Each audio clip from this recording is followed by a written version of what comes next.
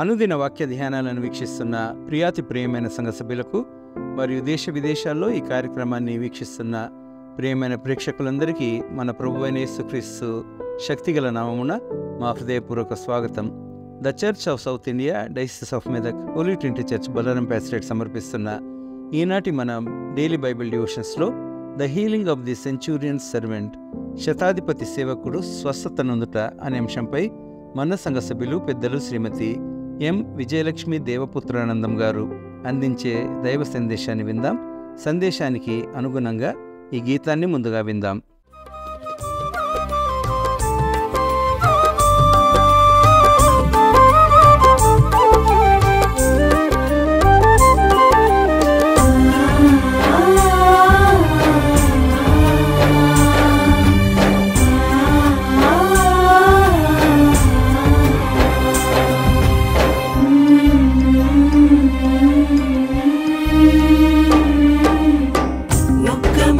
చాలునయ్యా నా యేసయ్యా నీ ఒక్క మాట చాలునయ్యా నా యేసయ్యా, ఒక్క మాట చాలునయ్యా నా యేసయ్యా నీ ఒక్క మాట చాలునయ్యా నా యేసయ్యా. నీ మాటకెంతో శక్తి ఉన్నయ్యా, నీవు మాట పలికిన మహిమలు చరుగునయ్యా. నీ మాటకెంతో శక్తి ఉన్నయ్యా, నీవు మాట పలికిన మహిమలు చరుగునయ్యా. యేసయ్యా యేసయ్యా యేసయ్యా యేసయ్యా యేసయ్యా యేసయ్యా యేసయ్యా యేసయ్యా, ఒక్క మాట చాలునయ్యా నా యేసయ్యా నీ ఒక్క మాట చాలునయ్యా నా యేసయ్యా.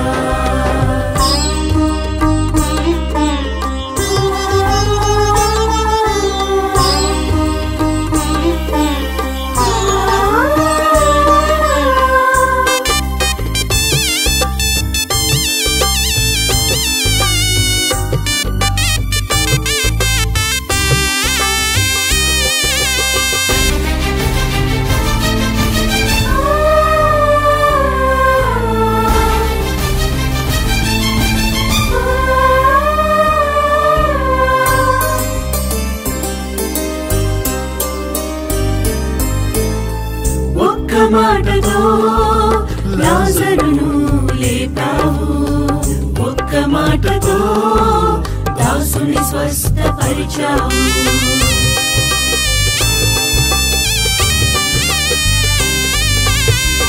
ఒక్క మాటతో లాజరును లేపావు, ఒక్క మాటతో దాసుని స్వస్థపరిచావు. ఒక్క మాటతో దయ్యములను తరిమేశావు, ఒక్క మాటతో దయ్యములను తరిమేశావు. ఒక్క మాటతో సౌలును పౌలుగా మార్చావు, ఒక్క మాటతో సౌలును పౌలుగా మార్చావు. నీ మాటకెంతో శక్తి ఉన్నయ్యా, నీవు మాట పలికిన మహిమలు చరుగునయ్యా. నీ మాటకెంతో శక్తి ఉన్నయ్యా, నీవు మాట పలికిన మహిమలు చరుగునయ్యా. యేసయ్యా యేసయ్యా యేసయ్యా యేసయ్యా యేసయ్యా యేసయ్యా యేసయ్యా యేసయ్యా, ఒక్క మాట చాలునయ్యా నా యేసయ్యా నీ ఒక్క మాట చాలునయ్యా నా యేసయ్యా.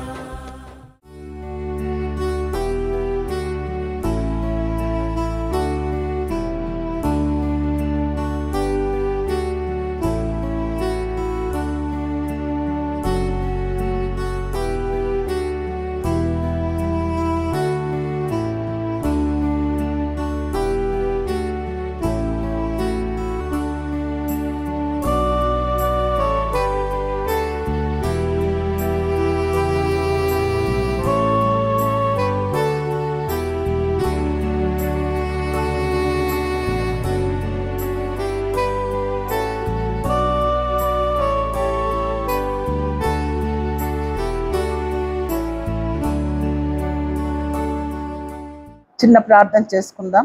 డైలీ బైబిల్ డివోషన్స్ వింటున్న బిడ్డలందరికీ దేవుని నామంన ఆహ్వానం తెలియజేస్తూ ఈ ఒక్క వాక్యమును మనం ధ్యానిస్తుండగా ప్రభా మాతో కూడా ఉండి మమ్మల్ని నడిపించమని, వాక్య ప్రకారంగా జీవించే ధన్యతను మాకందరికి దయచేయమని యేసు నామమున అడిగి ప్రార్థించి వేడుకొంచున్నాం మా పరమ తండ్రి, ఆమేన్.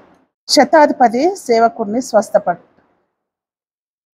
ఈ సంఘటనలో కేంద్ర బిందువు అయినటువంటి అతడు శతాధిపతి.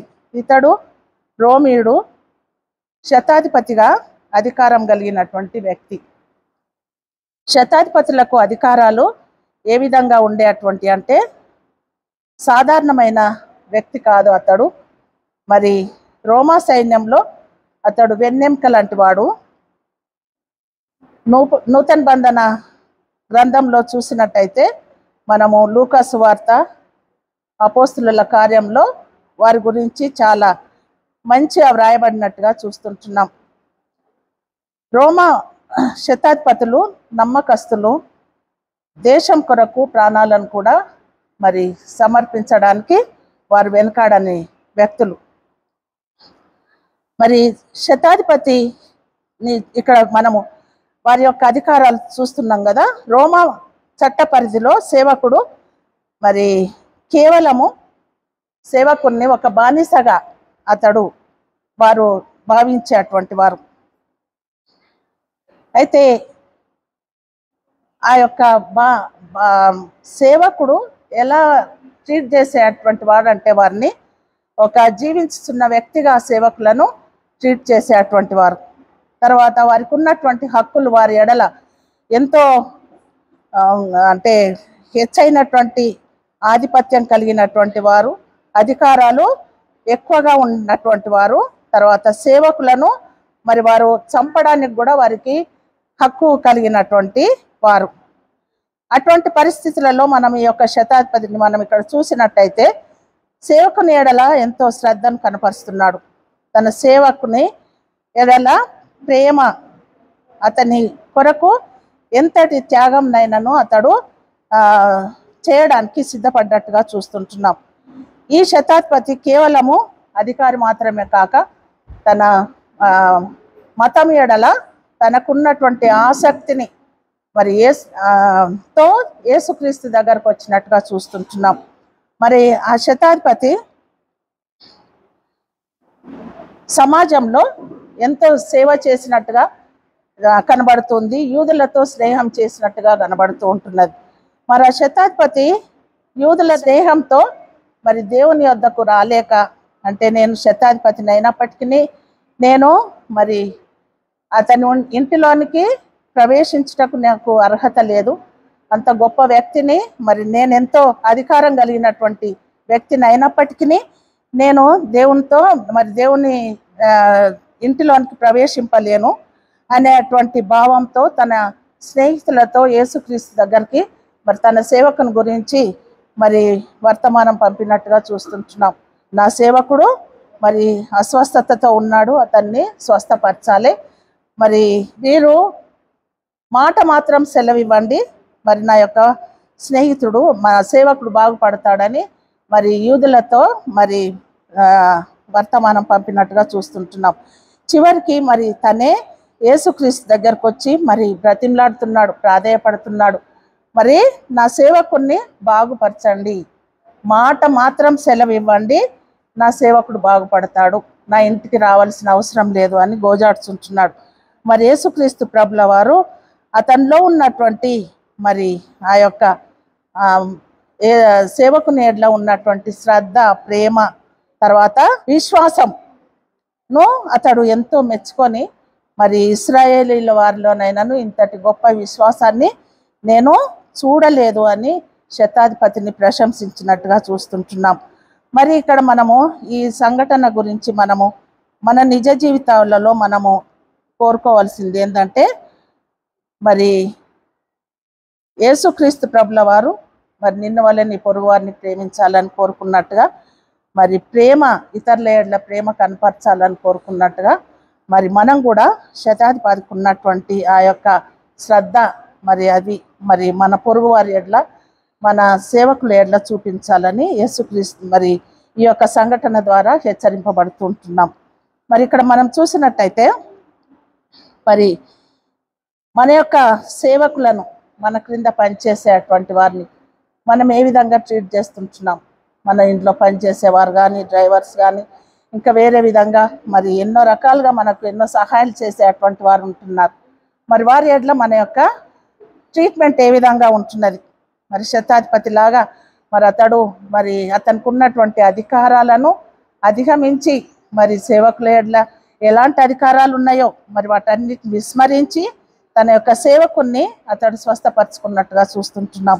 మనం కూడా మన యొక్క సేవకుల ఎడ్ల అటువంటి శ్రద్ధ కలిగి ఉండాలని మరి దేవుణ్ణి మనము ఎప్పుడు కూడా మరి ప్రార్థించినప్పుడు మరి విశ్వాసంతో ప్రార్థించాలని ఈ యొక్క సంఘటన ద్వారా మనకు తెలియజేయబడుతుంది. మరి శతాధిపతి వలె మనం కూడా అటువలే మరి మన సేవకుల ఎడ్ల మనం కూడా మరి మన యొక్క ట్రీట్మెంట్ కూడా ఆ విధంగా ఉండాలని కోరుకుంటూ ఈ యొక్క అవకాశం ఇచ్చినటువంటి పెద్దలకు కృతజ్ఞతలు తెలియజేస్తూ ముగిస్తుంటున్నాను.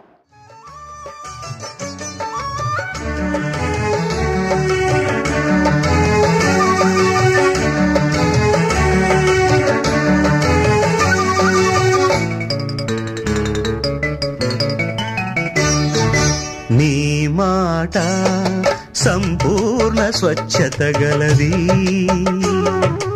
అది నీ సేవకునికి ప్రియమైనది. నీ బాట సంపూర్ణ స్వస్థత గలది, అది నీ ప్రియునికి ప్రాణమైనది.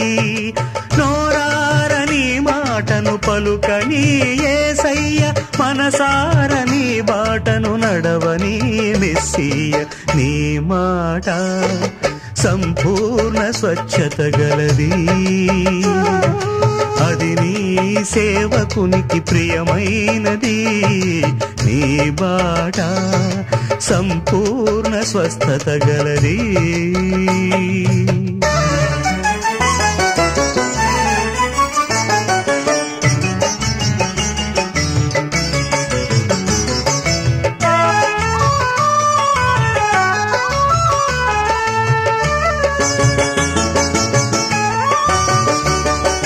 నీ చేయి చాపుమని నీవు పలుకగా, ఊచ చేయి గలవాడు బాగుపడెనుగా.